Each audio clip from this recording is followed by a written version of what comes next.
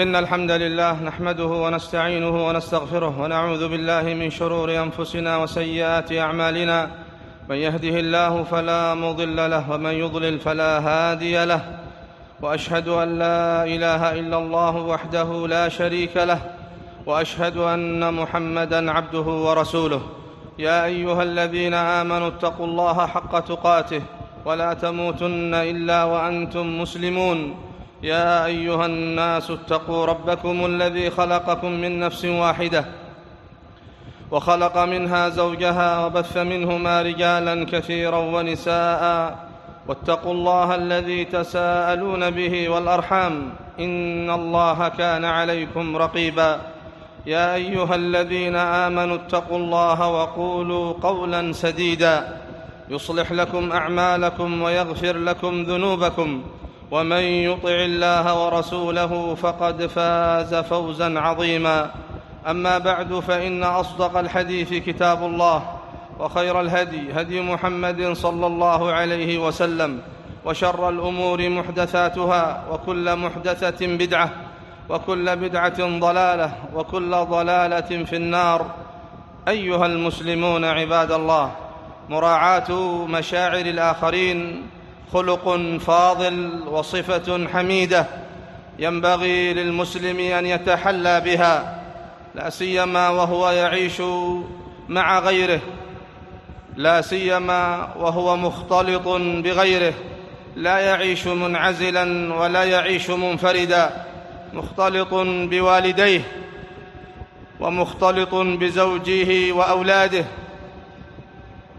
وأقاربه وجيرانه وإخوانه وأصحابه، فينبغي عليه أن يتحلى بهذا الخلق وأن يوليه رعاية كبيرة، فإن رعاية مشاعر الآخرين مما يقوي الأواصر ويزيد في المحبة ويزيد في الألفة.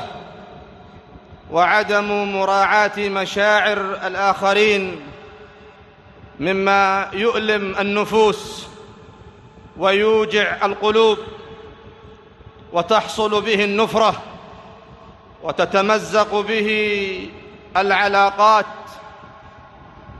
وتتمزق منه العلاقات والأواصر.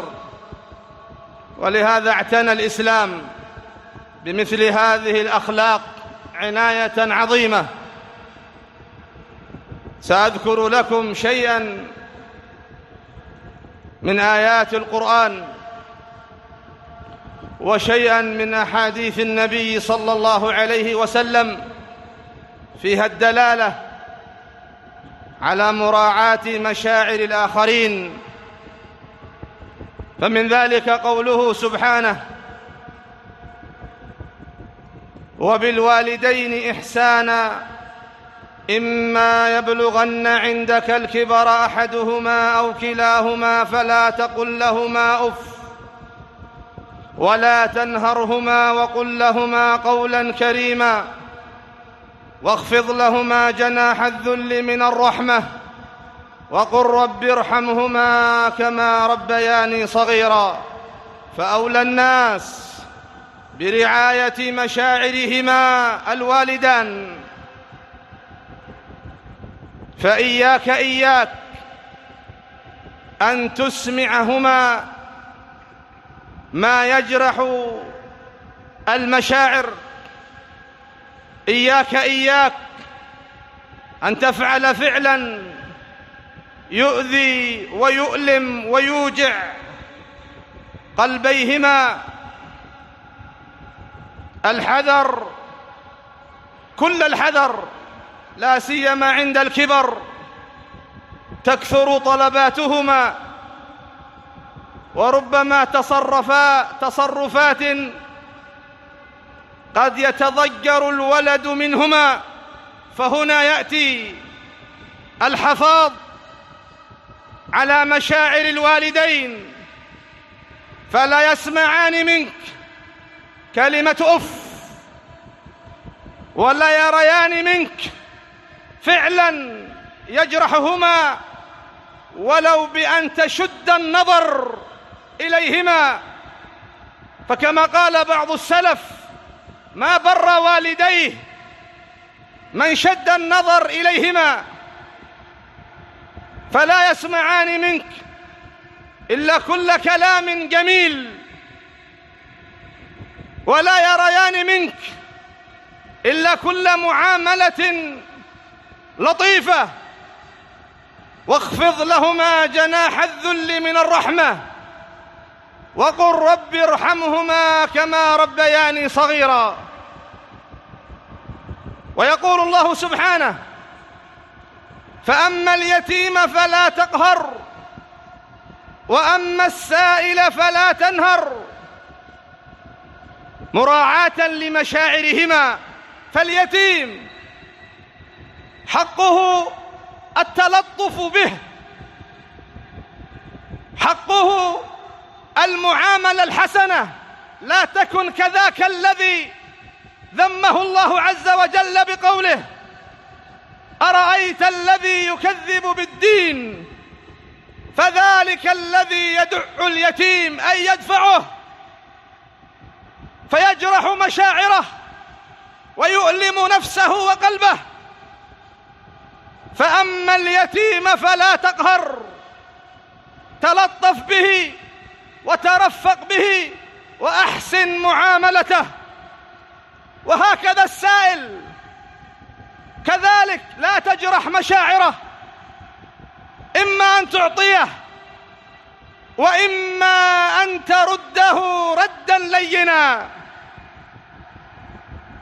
ويقول الله سبحانه: يا أيها الذين آمنوا لا يسخر قوم من قوم عسى أن يكونوا خيرا منهم، ولا نساء من نساء عسى أن يكن خيرا منهن، ولا تلمزوا أنفسكم ولا تنابزوا بالألقاب، بئس الاسم الفسوق بعد الإيمان. نهى الله عن السخرية، نهى الله عن التنابز بالألقاب، نهى الله عن اللمز والهمز، لأن هذه أسباب بها يجرح المسلم مشاعر أخيه، والمسلمة مشاعر أختها، فنهى عن ذلك.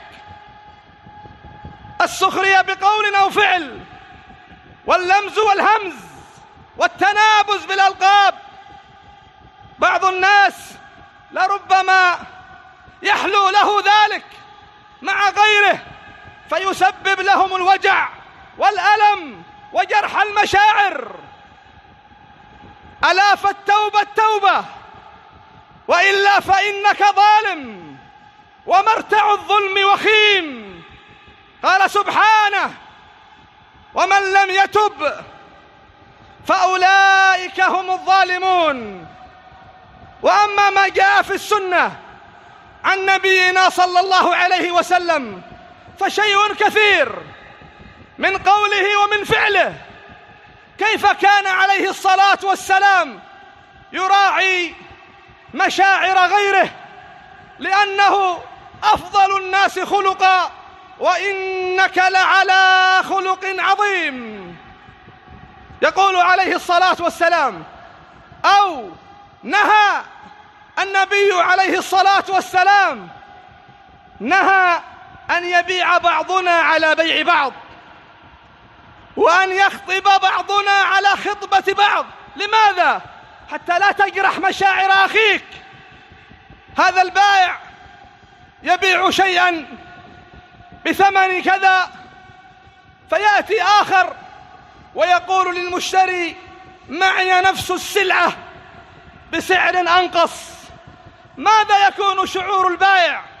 لا شك يتألم ويتوجع، وتدب البغضاء والشحناء في النفوس. فلهذا نهى رسول الله صلى الله عليه وسلم أن يبيع بعضنا على بيع بعض. وهكذا الخطبة، لو أن أخاك خطب ابنة فلان فذهبت تخطب على خطبته، ماذا يكون شعوره؟ تدب الشحناء والبغضاء في النفوس، فنهى عليه الصلاة والسلام أن يخطب بعضنا على خطبة بعض حتى يأذن أو يذر. وهكذا يقول النبي صلى الله عليه وسلم: إذا كنتم ثلاثة فلا يتناجى اثنان دون الثالث، من أجل أن ذلك يحزنه. إذا كنتم ثلاثة فلا يتناجى اثنان، أي لا يتكلم اثنان بصوت منخفض لا يسمعه الثالث فيجرح مشاعره ويدخل عليه الحزن، ولربما دخلت عليه الظنون فيقول: إنما يتآمران علي، إنما يتكلمان في، إنما يتنقصان. فنهى رسول الله صلى الله عليه وسلم أن يتناجى اثنان دون الثالث إذا كانوا ثلاثة، وهكذا إذا كانوا أربعة لا يتناجى ثلاثة دون الرابع، وهكذا إذا كانوا أكثر. ويقول عليه الصلاة والسلام: ليس منا من لم يوقر كبيرنا. وقفة مع كبار السن. يا عبد الله، يا أيها الشاب، تلطف بكبار السن وأحسن معاملتهم، وإياك أن تجرح مشاعرهم، فإن النبي صلى الله عليه وسلم يقول: إن من إجلال الله إكرام ذي الشيبة المسلم. وهكذا يقول عليه الصلاة والسلام في مراعاة مشاعر المرأة: لا تنكح الثيب حتى تستأمر، ولا تنكح البكر حتى تستأذن، وإذنها صماتها. وفي رواية: وإذنها أن تسكت. فانظروا إلى مراعاة مشاعر المرأة. لا يجوز للولي أبا كان أو غيره أن يرغمها على الزواج وهي لا تريد، أو يغصبها أو يكرهها على التزوج بفلان وهي لا تريد، فلا بد من رضاها، فإكراهها وإجبارها جرح لمشاعرها. فنهى رسول الله صلى الله عليه وسلم عن ذلك. بل لما جاءت امرأة زوجها أبوها بغير رضاها، فقال لها النبي صلى الله عليه وسلم: لك الخيار في أن تبقي معه أو أن يفسخ الزواج.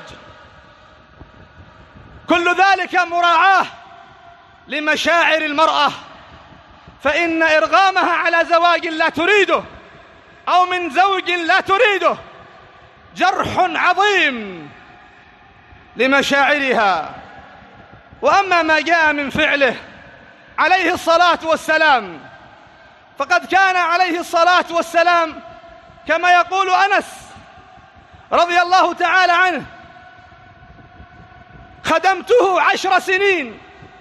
يقول أنس: خدمت النبي 10 سنين عليه الصلاة والسلام، فما قال لي لشيء فعلته لما فعلته، ولا لشيء لم أفعله هلا فعلته. وتقول عائشة رضي الله تعالى عنها: ما ضرب النبي صلى الله عليه وسلم خادما ولا امرأة قط عليه الصلاة والسلام. وكان إذا خرج في سفر أقرع بين نسائه، مع أنه كان يحب عائشة، أقرع بين نسائه، فأيهن خرج سهمها خرجت معه. كل ذلك مراعاة لمشاعر زوجاته. ولما مرض في مرض موته كان يقول: أين أنا غدا؟ يريد بيت عائشة، لكنه لا يصرح، مراعاة لمشاعر زوجاته. هكذا يا رجال، هكذا أخلاق النبي صلى الله عليه وسلم. فأين نحن من هذه الأخلاق؟ ربما بعض الناس يضرب نساءه، يضرب بناته، ويزعم أنها مرجلة، ويزعم أنها مرجلة. وهكذا كان النبي صلى الله عليه وسلم ربما دخل في الصلاة يريد أن يطيلها، فيسمع بكاء الصبي فيتجوز في صلاته أن يخففها. قال: لما أعلم من شدة وجد أمه عليه، لما أعلم من شدة وجد أمه إذا سمعته يبكي وهي في الصلاة. انظروا كيف يراعي مشاعر الأم وهو في الصلاة وهو يريد إطالتها. وذات مرة سجد عليه الصلاة والسلام فأطال السجود، أطال السجود، فرفع أحد الصحابة رأسه فإذا أحد أولاد فاطمة رضي الله تعالى عنها، إما الحسن وإما الحسين، على ظهر رسول الله صلى الله عليه وسلم. فلما انتهت الصلاة سألوه: لما أطلت السجود؟ قال: إن ابني هذا ارتحلني، إن ابني يعني حفيدي ارتحلني، أي جعلني كالراحلة، وامتطاني، فكرهت أن أعجله حتى يقضي حاجته. يراعي حتى الصغار، حتى الأطفال يراعي مشاعرهم. وهكذا كان إذا مر على الصبيان سلم عليهم، لا يقول هؤلاء صبيان لا يميزون، لا يفهمون، لا يعقلون. كان يسلم عليهم مراعاة لمشاعرهم. فهذه أخلاقه عليه الصلاة والسلام، فلنا فيه وبه الأسوة الحسنة. لقد كان لكم في رسول الله أسوة حسنة لمن كان يرجو الله واليوم الآخر وذكر الله كثيرا. أقول ما تسمعون وأستغفر الله لي ولكم، إنه هو الغفور الرحيم. الحمد لله، وأشهد أن لا إله إلا الله وحده لا شريك له، وأشهد أن محمدًا عبده ورسوله صلى الله عليه وعلى آله وصحبه وسلم تسليمًا كثيرا. أما بعد، أيها المسلمون عباد الله، فالله في مراعاة مشاعر الآخرين، والحذر كل الحذر من إيذائها. ومن صدر منه شيء من ذلك تجاه أمه أو أبيه أو زوجته أو بنيه أو قريبه أو جاره أو معلمه أو أستاذه أو شيخه أو أخيه، فعليه أن يقلع وأن يكف وأن يتوقف، وينبغي عليه أن يعتذر، فإن دية الذنب الاعتذار. وعلى الطرف الآخر من أخطئ في حقه وجرحت مشاعره، إذا اعتذر له أخوه عليه أن يقبل الاعتذار. وهكذا المرأة إذا اعتذر زوجها، وهكذا الزوج إذا اعتذرت زوجته، وهكذا الجار إذا اعتذر جاره، وهكذا الأب إذا اعتذر ولده، فعليهم أن يقبلوا الاعتذار.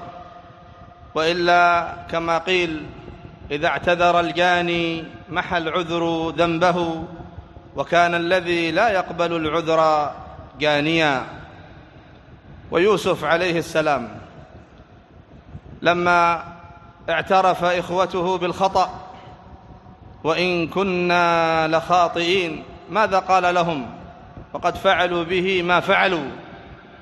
قال: لا تثريب عليكم اليوم يغفر الله لكم وهو أرحم الراحمين. وعندما رفع أبويه على العرش وخروا له سجدا، ماذا قال يوسف؟ قال الله مخبرا عنه: هذا تأويل رؤياي من قبل قد جعلها ربي حقا. قال: وقد أحسن بي إذ أخرجني من السجن وجاء بكم من البدو من بعد أن نزغ الشيطان بيني وبين إخوتي. تأمل إلى هذه الثلاث الجمل لتعرف أخلاق الكبار. وقد أحسن بي إذ أخرجني من السجن، ولم يضف وأخرجني من الجب، حتى لا يذكرهم بما فعلوه معه فيجرح مشاعرهم أو يوقعهم في الحرج، وإنما ذكر السجن الذي لا دخل لإخوته فيه. وجاء بكم من البدو، ولم يقل وجاء بكم من الفقر والنصب والجوع، حتى لا يظهر منته عليهم. من بعد أن نزغ الشيطان بيني وبين إخوتي، عزى كل ما حصل إلى الشيطان، مع أنهم هم الذين باشروا إيذاءه، وهم الذين ذهبوا به وأجمعوا أن يجعلوه في غيابة الجب. لكن هذا خلق الكريم، ابن الكريم عليهم الصلاة والسلام أجمعين. وهكذا نبينا صلى الله عليه وسلم أحسن الناس خلقا، لما فتح مكة واجتمعوا إليه عند الكعبة ينتظرون حكمه فيهم، قال: ما تظنون أني فاعل بكم؟ قالوا: خيرا، أخ كريم وابن أخ كريم.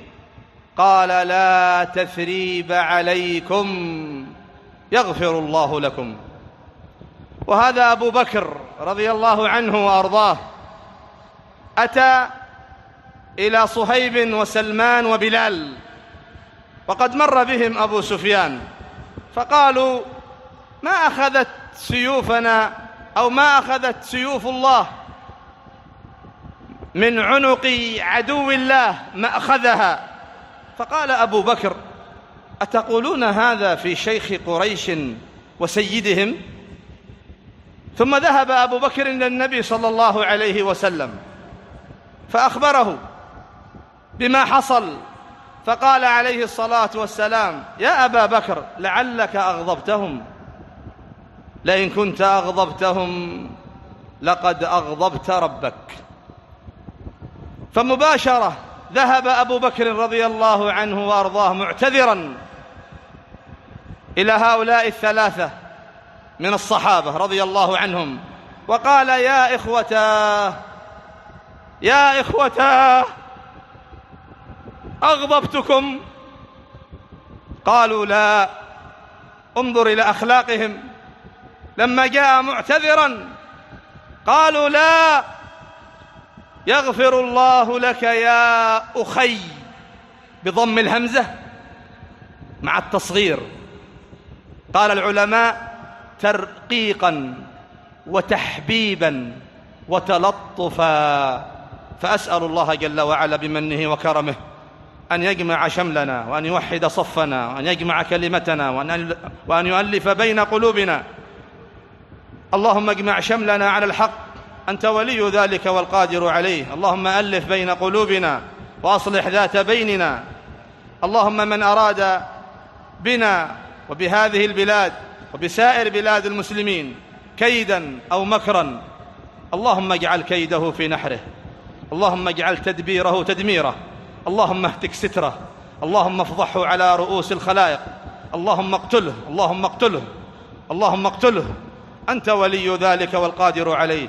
اللهم أصلح أئمتنا وولاة أمورنا، وارزقهم البطانة الصالحة التي تدلهم على الخير وتنهاهم عن الشر. اللهم اغفر لمن حضر هذه الجمعة ولوالديه، وافتح لسماع المواعظ قلبه وأذنيه، واغفر للمسلمين والمسلمات، المؤمنين والمؤمنات، الأحياء منهم والأموات، إنك قريب سميع مجيب الدعوات. وآخر دعوانا الحمد لله رب العالمين، وصلى الله على نبينا محمد وعلى آله وصحبه أجمعين.